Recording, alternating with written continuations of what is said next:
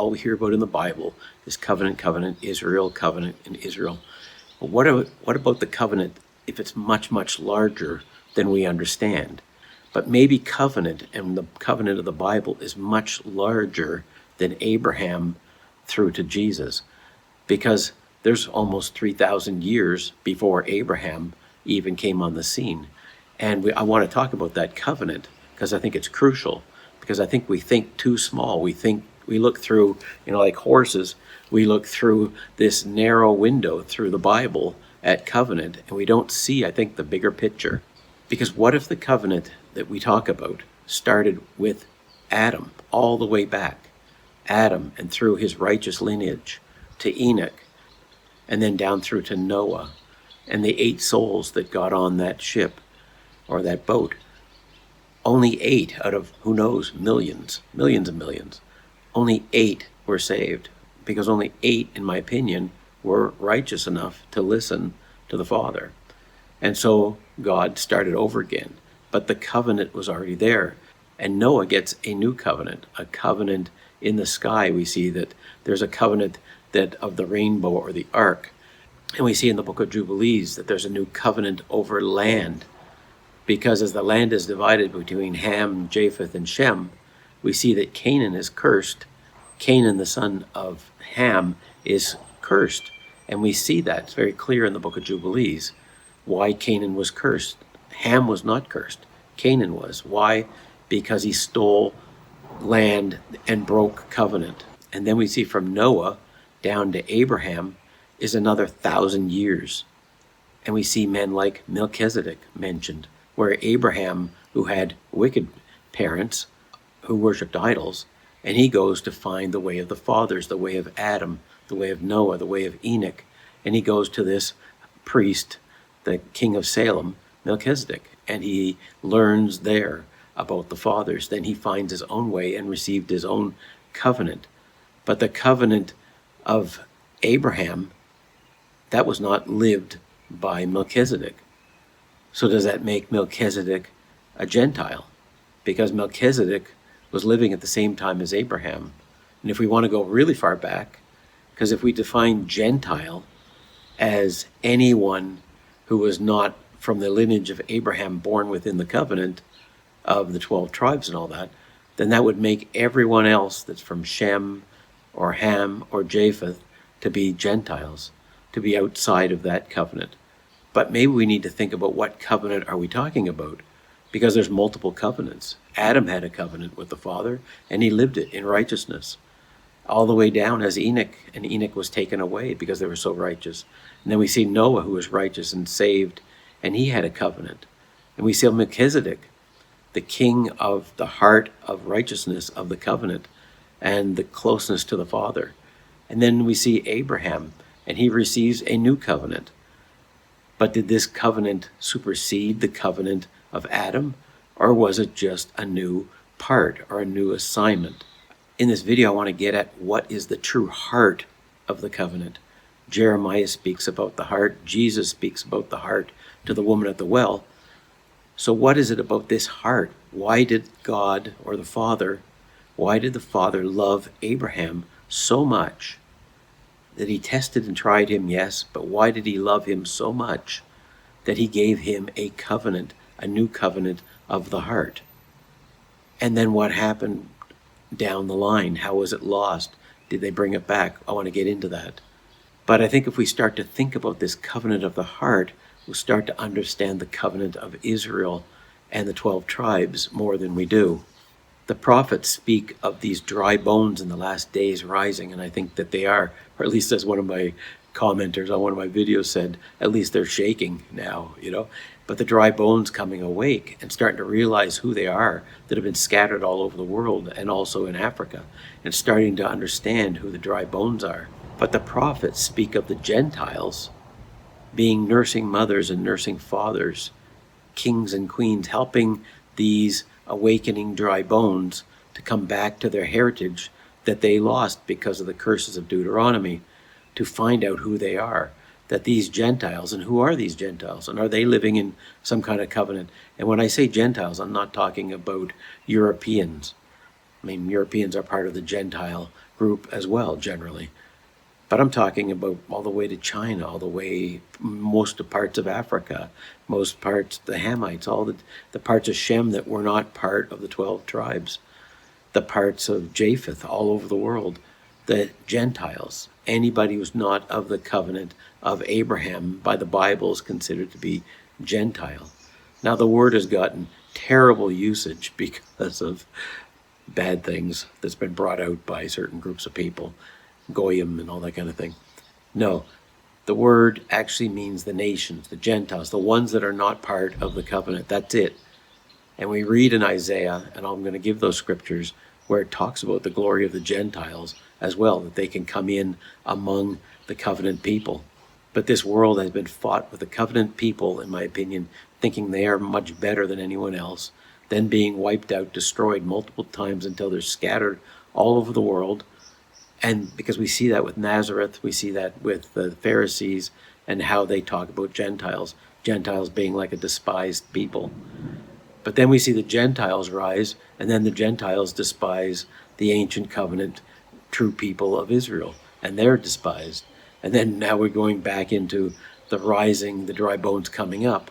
And I truly worry that I see many falling back into this same thing, that as these dry bones rise, many start to think that we are of this camp and you are nothing. You will be our slaves and that kind of thing.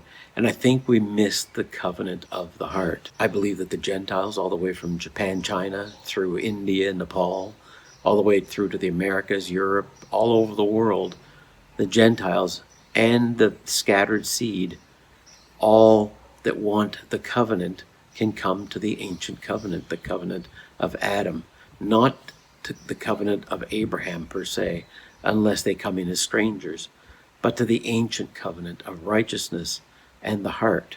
Because I want to look at this covenant of the heart. Think about, let's use Melchizedek as the prime example, because he lived at the same time as Abraham. And he wasn't excluded because he's the one that Abraham paid his tithes to and Abraham honored and went and learned from. So Melchizedek was a great, and I will say he was in Africa, my opinion, but he was a great man. And from him came other great peoples in Africa. Abraham was just one of them, but Abraham was chosen for a separate, unique covenant of the Father, so that the Messiah could be born in that lineage. But the Pharisees and the Nazarenes in Nazareth and many others over time made the people of the covenant to be like we are superior over everyone else. Whereas the Savior, when you see the Messiah going about, what is he doing? He's healing the centurion's son. He's the woman at the well. And maybe she did have a little bit of mixed Israelite blood, but she certainly wasn't from the Jewish nation that was the dominant one at the time. And we see others, the lepers and all the different people that are healed. We see the woman that says, even the dogs get scraps from the table.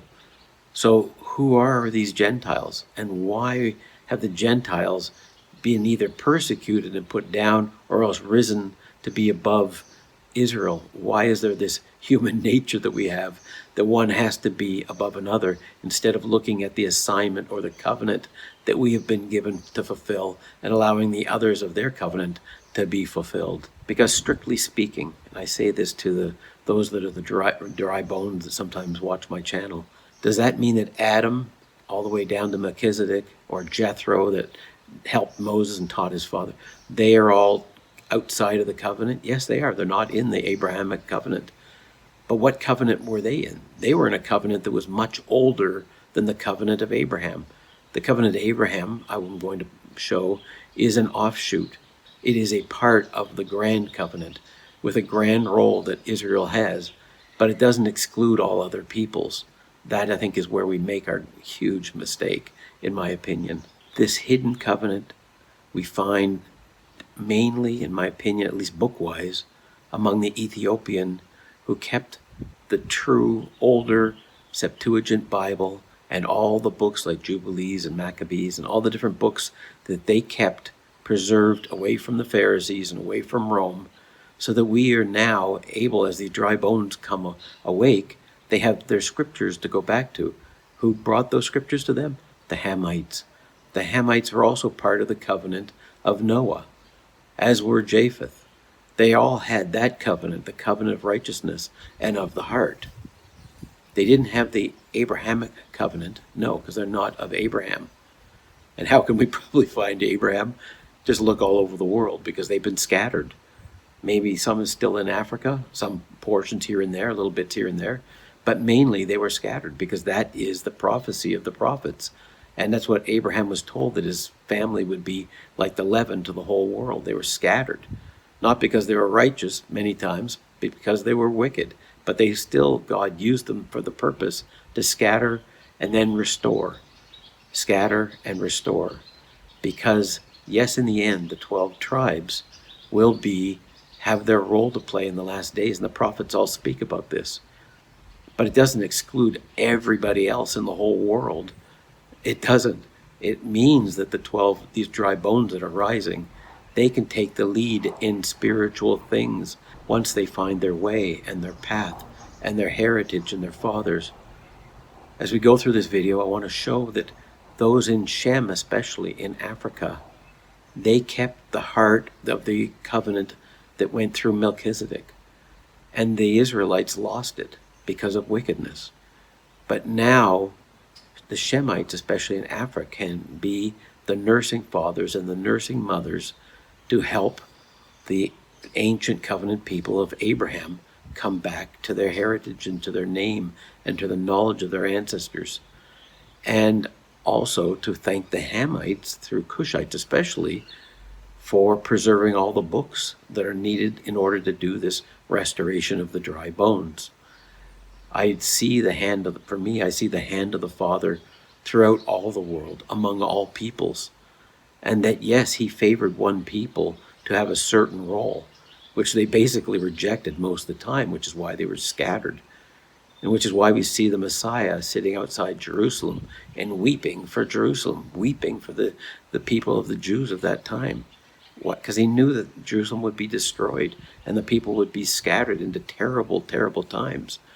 Why? Because they rejected the sent one who was sent to them. Jesus said he came to the house of Israel, not to the Gentiles at that time. He came to the house of Israel to fulfill the covenant that he gave and made with Abraham, which is why he said, before Abraham was, I am. He made that covenant with Abraham. He knew Abraham. Abraham knew him. And he said that Abraham would rejoice and would have rejoiced, or did rejoice, to see Jesus' day, to see the Messiah's day, as did all the prophets rejoice to see that day.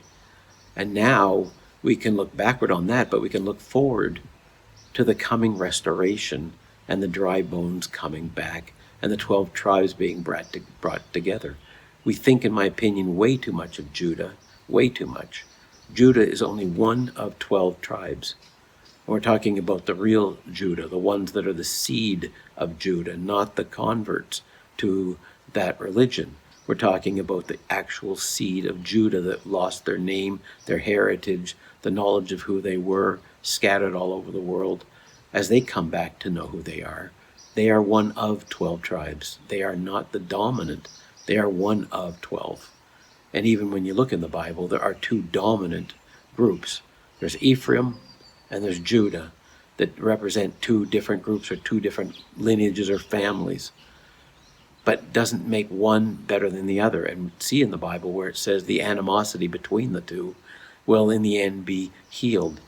But in our minds, to understand that this covenant is greater than Israel. Israel has been given this covenant to go and do a work. They failed most of the time, but sometimes they had greatness, absolutely. But they failed most of the time. But in the last days, they won't fail, and they will be given the last chance to come back. Not because they are just the seed of Abraham, the literal seed. And I don't mean Christianity, we are now Israel, or LDS, we are now Israel, or even the people in the Middle East who say we are now Israel. No, it has to be the actual lineage of Abraham. They will come to the forefront, and they will be restored to their blessings. And then they will be a light, as they're meant to be, to all the nations. And that is what Isaiah talks about, and what the prophets rejoice in, that they are to be a light, the leaven, the salt of all the earth, not just to hide among themselves and go, we are righteous and the rest of you are gone. No, but to be the leaven for me and for all in the world as they come into their own. And I look forward to that day. We have to start at the beginning, in my opinion. I've done a video on Adam and what the serpent and the two ways, because the serpent showed one way. Adam was already walking and talking with God in the garden, as it says. And so he didn't need this snake to bring him hidden, esoteric, Gnostic knowledge. He didn't. But that is our world. It's divided into two ways, two paths, two churches, if you want to call it that. And if we get that, I think we'll really start to understand one way is the way of righteousness, and the other way is the way of the serpent. And they both run parallel. And we see in the days of Adam that the righteous mainly stayed up in the hillsides, tending their cattle, and were rural people. And the cities were filled with the people that desired the way of the hidden knowledge, the bureaucracy and the hidden knowledge and the secrets and the secret combinations. Adam and Eve spoke directly with God themselves. They didn't need the snake. Were they tempted? Yes, they were tempted, and they fell, which allowed man to come. But they did already have the relationship with the heart, and they repented of their mistake, and then they were cast out and all that stuff we know about. But they still maintain the covenant of the heart all through their generations, as we read. Maybe the greatest of them was Enoch, who gathered his people, and they were not, as they were taken away, translated or whatever. They were rescued or taken away from the earth before the flood. And it wasn't a rapture like we think of the Christian rapture, that type of thing. But yes, they were taken away before the flood. And we don't even know where they were taken to, but they were taken away. And then came a couple more of the greats and Noah. And Noah, of course, warned and taught and helped and tried and pled with the people, but the wickedness of the snake had overcome the way of the heart until there were only 8 souls that went on the ark. And I'm going to mention this in this video just quickly. I have a lot of commenters that say, talk about Neanderthals, and they talk about Nephilim and all these wonderful things that are interesting. But when it comes down to it, there were 8 souls on that ark, right? 8. There weren't any Neanderthals hiding under the giraffes, and there weren't any Nephilim hiding, in among the hippos or something. There were 8 souls. So when they came off that ark, those 8 had been selected for righteousness by the Father, and they were allowed to continue, and the rest were gone to start a new time over. So God gave man another chance to live the heart of righteousness, the true covenant. And Noah, what does he do? He sits with his 3 sons, and then by then they have grandsons and that kind of thing. But he sits with his 3 sons, Ham, Japheth, and Shem, and they part the land between them. And they make a covenant over the land. They already had the covenant of the heart, but now they're making a covenant over the land. And because of the flood, God shows that there won't be another flood by giving a sign of the new covenant, that he won't destroy the earth anymore by water, by having the rainbow or the ark in the sky. But that covenant is of Noah. Adam already had a covenant. Noah extends it, and now it goes to the land. And after that, what do we see? Wickedness again. We start to see the Tower of Babel being built, and the people living in cities and all one language, and they all start to flourish. And I just did a video on this very issue of the years that were lost. The Pharisees took from our Bible 1,400 years. That's a long time, right? 1,400 years. You have to go back to King Arthur and the Round Table, or further back. 1,400 years were taken out of the Bible by the Masorites after Jesus to hide the Messiah, to hide things. But in doing so, they destroyed the time between the flood and Abraham and brought it down to less than 300 years, when in all reality, it was 1,200 or 1,300 years. It was a long time. Abraham lived 1,000 years after the flood. So Abraham goes, as I said, to Melchizedek, and he learns of the fathers, and the father comes and tries him. We can learn about what the heart of righteousness is if we really look at Abraham, even in our Bibles. Abraham pleads with all his heart for the righteous that might still be in Sodom and Gomorrah when he knows it's going to be destroyed. And he starts on it, maybe it was 50, and then he goes to 45, and then 40, and then if there's 20, and if there's 10, and God keeps saying, yes, if I can find even 10 righteous in Sodom and Gomorrah, I will not destroy the place. And the reality is they couldn't find 10. They could maybe just find a couple, right? Maybe just Lot, because his wife turned back and his daughters had some issues too. But at least Lot and his 2 daughters and his wife are spared out of Sodom and Gomorrah. But the place is destroyed, just as the flood had been destroyed. But this time it's destroyed by fire, not by water. But we learn about Abraham. We see that he goes out in the apocryphal text, especially it talks about Abraham couldn't stand to see one stranger left outside that might suffer and die. So he would go out and rescue the strangers. And then he has strangers that come to him. And it turns out one of them is from the Most High, or even is the Most High. And we see that he has this relationship directly with the Father. And we start to see this covenant of the heart. We see where Abraham goes out and battles to save Lot and rescues Lot and brings Lot and his family back. And he rewards all the people, but he doesn't take any money for himself from the spoils of the war, and he tithes to Melchizedek, but he doesn't take anything for himself because he doesn't want anybody saying, I did this for the money, or I did this to get ahead, or whatever. He just did it from that righteous place. The amount of confusion that is out in the world is scary, in my opinion. Absolutely scary, and it's scary among the dry bones that arise. One of the reasons I do this channel is to try to help in my small way for the dry bones and the people throughout Africa and the other places as they come to understand. They can understand this covenant of the heart and not go to the covenant of the Pharisees and become like the Pharisees, instead of becoming like the woman at the well, or like the Messiah, or like John the Baptist, or like the prophets, or like Moses or Abraham. The covenant of the heart, the covenant that Jeremiah spoke about, where all will know the Father, and all will, from the greatest to the least of people, but that it's a covenant of the heart.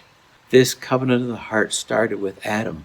It went down through Noah, went down through some of his children, especially through the Shemmites.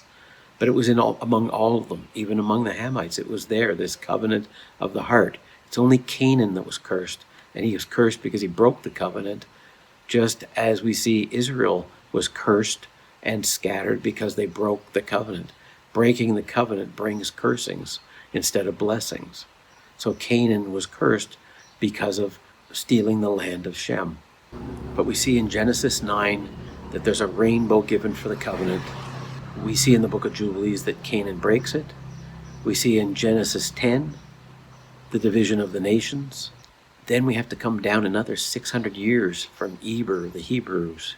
Eber, named for crossing over the Nile, in my opinion, or the deserts or whatever. But he crossed over and went to West Africa, in my opinion. And I just did a video on that if you want to take a peek at that. I think it's very interesting, especially if you're from Africa or from that lineage.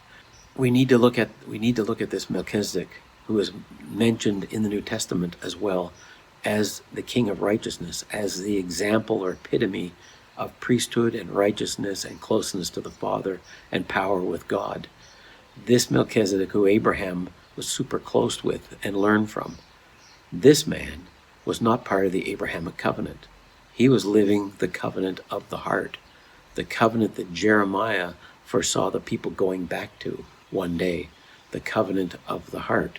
So if we can keep these covenants in our minds, start with Adam, and then go to Noah and a renewed covenant, but adding in the land and the inheritances, then going down to Abraham and the covenant, renewing again with Melchizedek.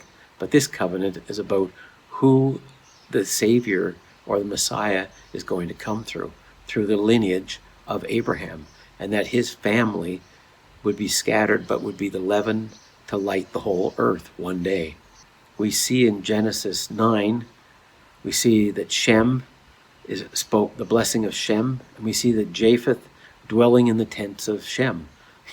Does that mean that maybe we can look at Japheth as being northern Europe all the way through China, and then we see who took over all the lineage and blessings of Shem? Well, the Gentiles did, at least the northern Gentiles did. And we see Rome and all through the Protestants and all that kind of stuff. And possibly that might be Japheth living in the tents of Shem. At least give that a thought anyway. Then we see in Genesis 14, Melchizedek blesses Abraham. So Melchizedek is, I'm going to say, higher than Abraham. At least he has a position where he is blessing Abraham and giving blessings. And Abraham is bringing back tithes for the blessing of the poor to Melchizedek. Not so Melchizedek could live off the tithing, because that's not what tithing was for. Then we see in Psalms 110, this eternal priesthood of the Melchizedek order, or this the Son of God, or this closeness to the Father. We see how Jesus acted. And I do like to use that name versus others. If you want to use Yahusha or other names, that's fine. I tend to stick with the Greek version, and because it was even before the time of Jesus. 200 years they were using the name Jesus. That iteration we see in Greek was way back, way before Jesus. So I'll just stick with the Jesus for now. But we see that this order of Melchizedek was like the order of Jesus. And what did Jesus do? He spoke directly to the Father. The Father communicated with him. How did Jesus find this woman at the well? In my opinion, the Father told him to go there, and he went. He said, I only do the things that my Father tells me. I'm obedient in everything.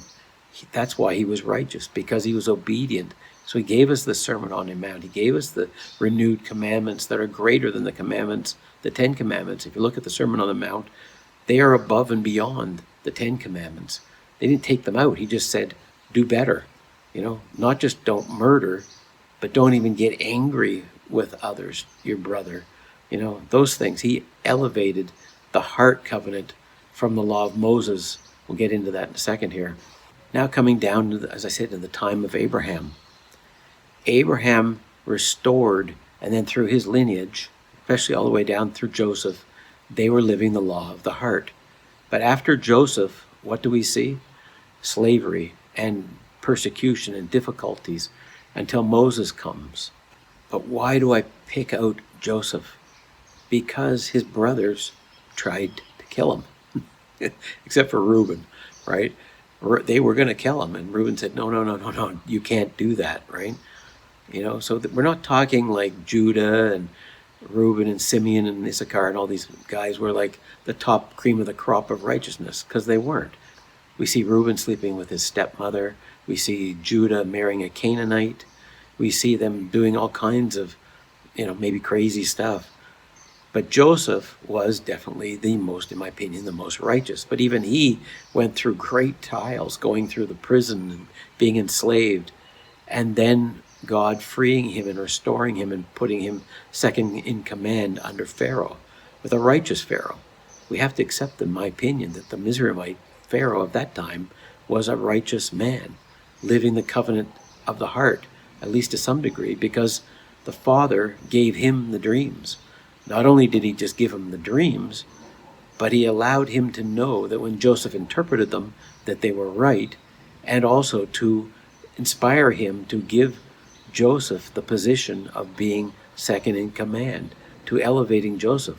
The Father did that through this righteous Pharaoh at the time, who became like a father figure, in a sense, to Joseph. And Joseph, we see, marrying into the Hamitic line through his wife. And then he has 2 sons, and those 2 sons are both blessed and brought into Israel, adopted in a sense by Jacob, the father, and given a double blessing. And are Joseph's children looked down upon because they're half Hamite? They are not. It's about the heart. It's about the heart. We read in Genesis 50, that God meant what happened to Joseph and to happen to these people for a purpose, to save many people alive. But I'll go further than that. I believe that the whole slavery in Egypt had a purpose as well, and the 40 years in the wilderness, it had a purpose. God has his purposes. Just as God allows the Hamites to protect the scriptures, the Septuagint and the scriptures, the Jubilees and all these books over almost 2,000 years, and he has the people of Shem keep the tradition of the heart alive in Africa, then we see that God uses many people, not just the 12 tribes and nobody else. I don't believe that. Yes, they have their role to fill. Of course they do. They have the covenant that they've been given to their seed. Now we get down to the crux of the matter, which is Moses. Moses, yes, he knew he was a Hebrew, but he didn't grow up in that. He grew up in the religion of his people that he was around, in living around the pharaohs and their relations. Moses grew up in that, became a warrior and a prince. And I guess they say prince of Egypt, but he became a great general and warrior. That's what Josephus and others have said. So he is out doing those things. But then when he kills that Egyptian and flees, he then spends years and years among other peoples. And especially when he ends up with Jethro and the Midianites, and he marries Zipporah.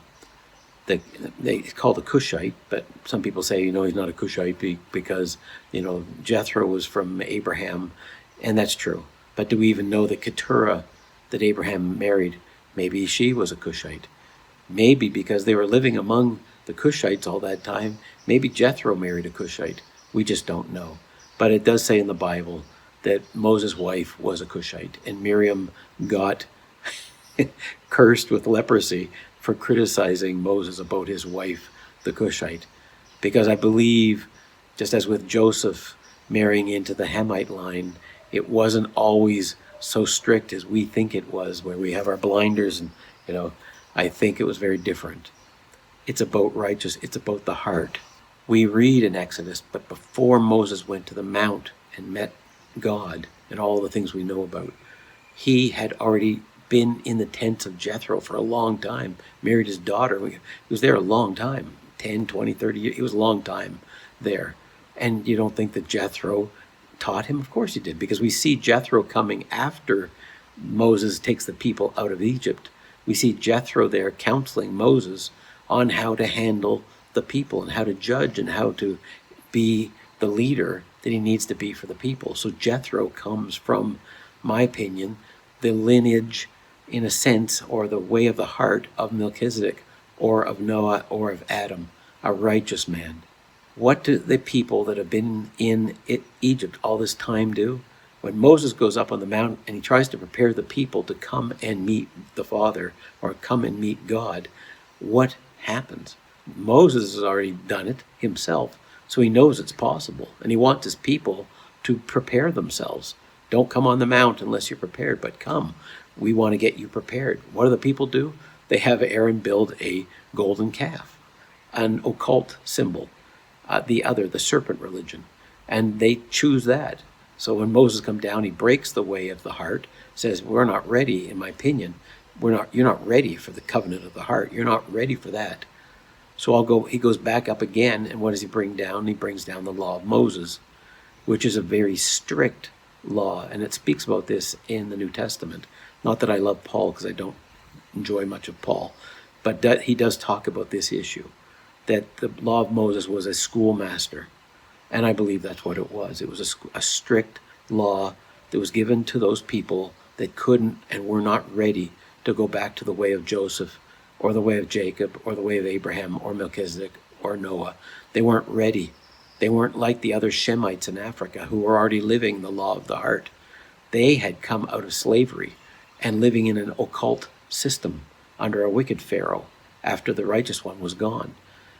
Under this wicked Pharaoh, they had lived in an occult, the serpent religion of the pharaohs of that time. And because of that, they had this inside of them. They couldn't give it up very easily. It took 40 years in the wilderness just to get them ready to go into the land. So they rejected the law of the heart and were given the law of Moses. That is my personal belief. we see that the people lived after the law of Moses. They lived for 300 or 400 years, 300 years, let's say, in peace. They had Gideon and had different people among them and judges. But then we see them reject the Father and they want kings. And Samuel, the prophet, is told by the Lord, they have not rejected you, they have rejected me. Meaning they didn't want the Father anymore. They wanted a king like all the other nations. They wanted to be ruled by bureaucrats, if you want to call it that. They wanted the up the ladder, the kings, the kingmen, that kind of system. They didn't want the very, say, straight across, where nobody has power over one another and they lived among their tribes and their peoples under the judges. No, they didn't want that, and only had the Father as their king. No, they didn't want the Father anymore, so they broke the covenant and got the kings. After the kings, we don't see the heart anymore, except in certain individuals. We see it, a great amount of prophets then come over time, the Isaiahs, the Jeremiah, the Amos, all the different Ezekiel. We see all these prophets coming to Israel. Why? Because Israel has fallen down into great darkness. The Jezebels and the Solomons have fallen into the way of the serpent. And God wants his people back. He wants them to come back to the covenant of the heart, or at least come back to the law of Moses. But they reject that. They don't want that. They want the way of the serpent, to get power, gain, glory, honor, to be on Hollywood and to be sports people and to be seen of men, to be out there, they don't want to be these invisible shepherds anymore, in that they want to have a great nation. They want to have kings and all that goes with it, the polygamy and everything else that came along with that. Isaiah says in Isaiah 49, I will give thee, he's talking to Israel, to be a light to the Gentiles, a light to every other nation in the world, to the Gentiles, those that are outside the covenant. They were to be the leaven, the salt, as Jesus said in the Sermon on the Mount. They were to be the light on the candlestick. But instead, what did they do? They put their light under the bushel, or their salt was of no use, so they were scattered. They weren't of any use anymore. So they had to be purged and purged and purged to try to bring righteousness back again by going through the suffering. In Jeremiah 31, it says, I will write it in their hearts. I will write this covenant, this new covenant, in their hearts. When Jesus was at the well with the woman, that's what he was talking about. You won't need the temple. You won't need all those things. This covenant, the covenant, not the new covenant, new in the sense that it's never been there before. No, it's the ancient covenant, the covenant of the heart, the covenant of Abraham, of Melchizedek, of Noah, of Shem, all the way back to Adam. The covenant of the heart is the righteous, and the righteous get connected to the Father. And if you look in John 14, that's what the Savior says. He explains, how can you say, Philip, show me the Father? He says, haven't you seen the Father? I've been with you all this time. But Jesus says, I'm not the Father. He said, the Father is greater than me, but I am like a light, a shining. I'm doing what Israel was supposed to do. I am the light. You should see the Father through me, right? And he says, if you, to the 12 and those that were with him, the women there too, if you will be of the covenant of the heart and keep all the commandments, including the Sermon on the Mount, then you will get the Comforter. And when you get the Comforter, it will restore all these things to you, and you'll start to understand. And then I will come to you. The Savior says, I will come. And then I'll show you the Father. And then you can be one with each other. That's, in my opinion, what Jeremiah was talking about when he said, from the least to the greatest, all will know the Father. All will know God. They won't need teachers to teach about God, because all will know him in the coming days. We're not there yet, of course, but in the coming day. In Ezekiel, talking about the dry bones, and it says, I will put my spirit in you, and ye shall live, because they've been dead. These tribes that have been scattered all over the place have been dead. As the Deuteronomy cursings say, carried away in ships, yes, but they've lost their heritage, their name, their children, their wives, their land. They've lost everything because of disobedience. And yes, we can all get angry at some of the slaveholders and some of the European nations. Of course, they did terrible things, and they will have to answer to God for the things they did. But at the same time, those things happened to Israel because of Israel. They would only reap the blessings if they had stayed faithful to the Father, if they had not chosen kings and chosen the things of Baal and Moloch and Asherah and the poles and the rites and the sacrifices and all the things they were doing, and Tammuz and all that stuff. If they had not gotten into the way of the serpent, they'd be still among us. They would never have lost their name and been in ships and all. Those things came because of their breaking covenants. Just as Canaan was cursed for breaking covenants, so was Israel cursed for breaking covenants. But we can see, because of the mercy of the Father, in the last days, all the prophets rejoice that the 12 tribes will be restored and brought back to their position at the head and not the tail.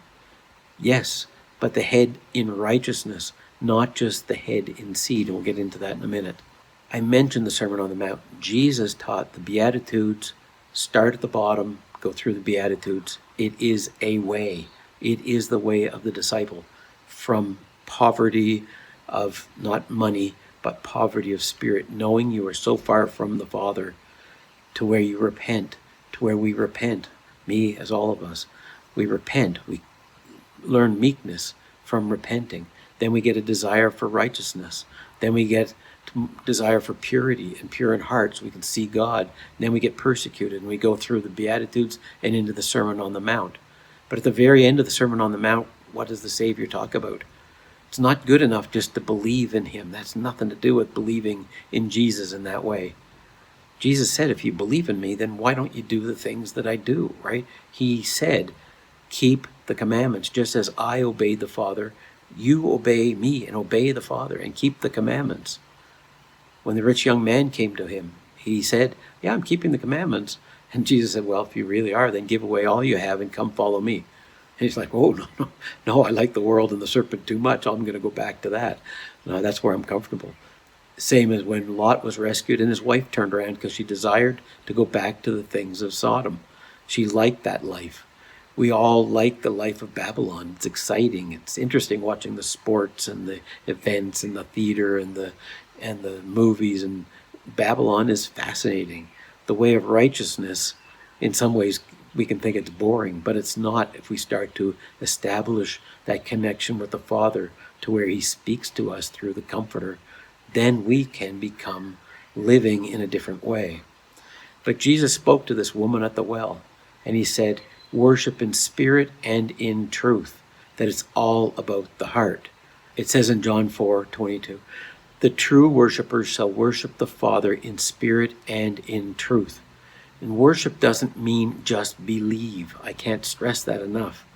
Worship means, like Jesus said, I only do and obey the Father in all things.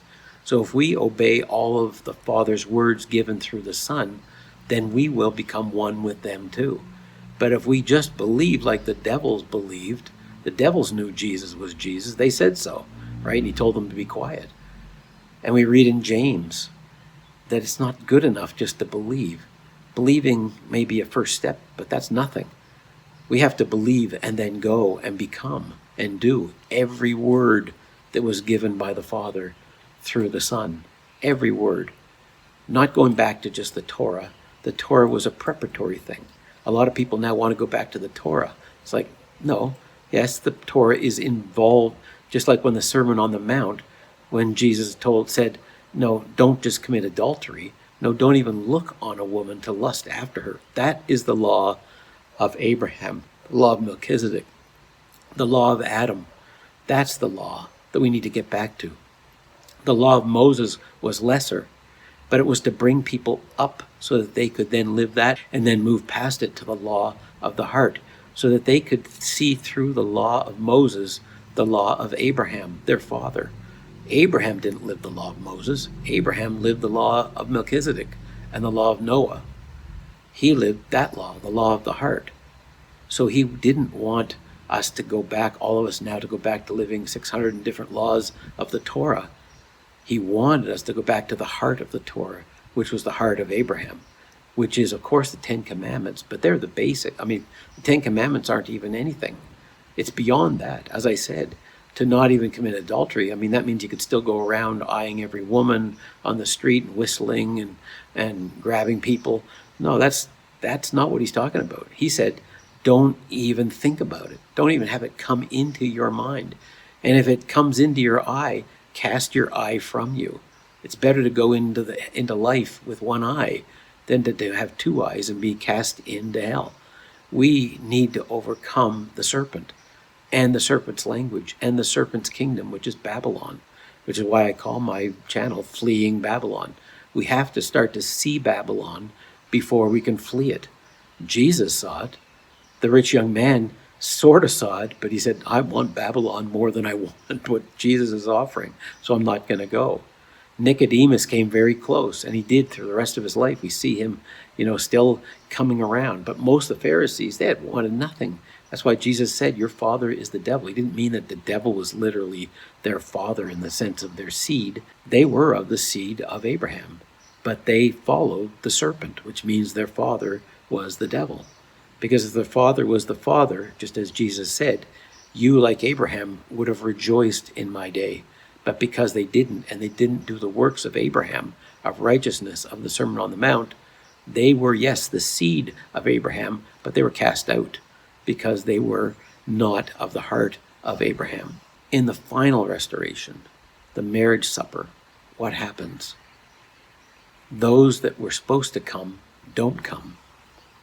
Okay, so many of the seed of Abraham won't be awakened, even though the dry bones awaken, and many of the seed of Abraham will awaken and take their place. But in my opinion, a huge majority will not. And they'll be busy in Babylon, doing the Babylonian things, and never arise. Or they'll think, like I see in some groups or camps, we are better than everyone else and everybody else is going to be our slaves. Well, they'll be gone, in my opinion. I hate to say it, but they'll be gone. It's about the heart. It's about becoming like Abraham, not becoming like the slave masters of 200 years ago. That isn't what we are about. And I'm not even of that. I'm just honoring the seed of Abraham in my own way. Yeah, maybe I have 5% or 1%. It's possible I have 1% of the blood of Abraham in my bones. Who knows? I don't really care. I'll call myself a Gentile. I'm happy with that. As we're most of the people in Africa are from Shem. And in the way of Abraham, they are still Gentiles, but they are living this way of Melchizedek. So they are still blessed because they're still part of that covenant. But the covenant that was given to the 12 tribes was to be that light to all of the world, not to be the slave masters of all of the world, but to be the light of righteousness to all the world. And I see it. I see it in the people in Africa. I see it in my friends in the States and in Canada that are black Americans or black Africans, whatever you want to call it. It doesn't matter. I see in them great hope, more than I see in the Gentiles, the rest of you want to call the European churches. I see in my friends who are African, I see Shem.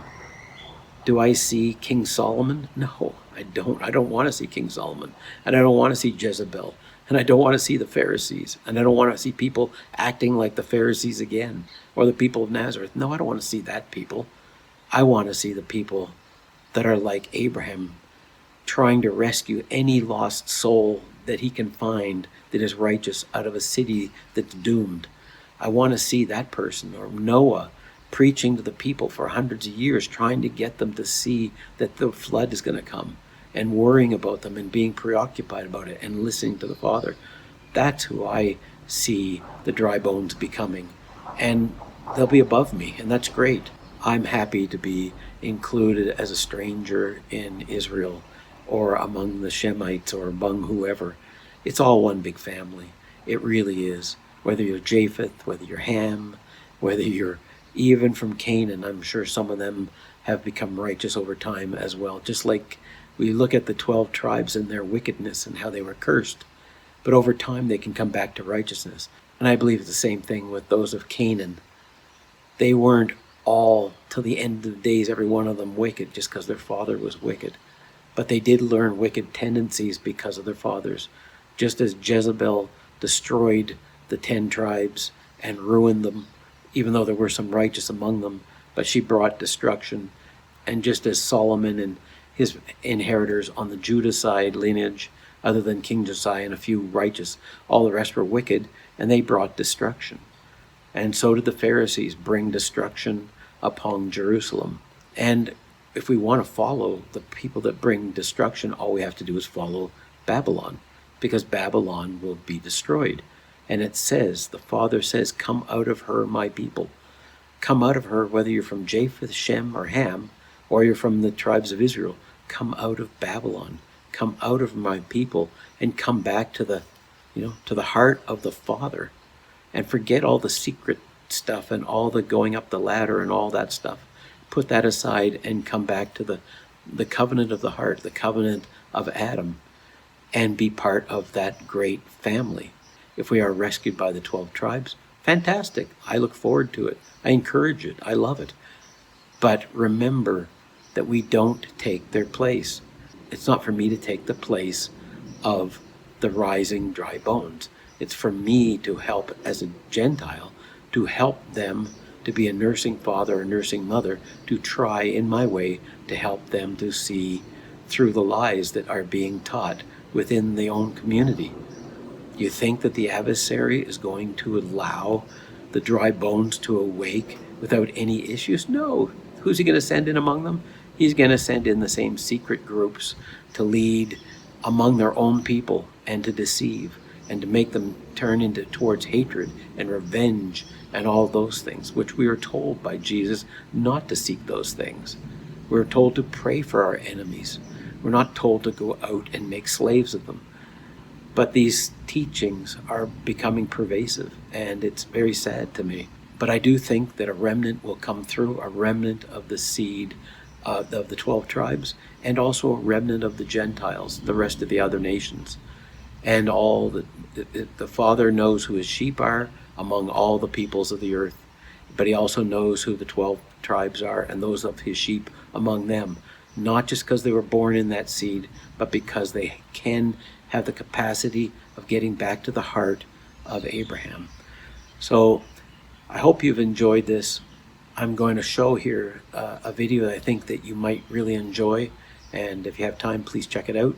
Thanks for watching today, and take care and have a good day. Bye-bye.